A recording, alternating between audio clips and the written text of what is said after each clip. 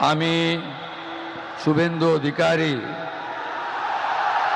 ঈশ্বরের নামে শপথ করিতেছি যে বিধি দ্বারা স্থাপিত ভারতের সংবিধানের প্রতি আমি অকৃত্রিম নিষ্ঠা ও আনুগত্য পোষণ করিব।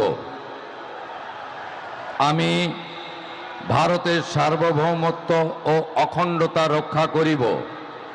পশ্চিমবঙ্গ রাজ্যের মুখ্যমন্ত্রী রূপে আমার কর্তব্যসমূহ নিষ্ঠাপূর্বক এবং বিবেকসম্মতভাবে নির্বাহ করিব এবং ভয় বা পক্ষপাত, প্রীতি বা বিদ্বেষ রহিত হইয়া সকল শ্রেণীর জনগণের প্রতি সংবিধান ও বিধি অনুসারে ন্যায় আচরণ করিব।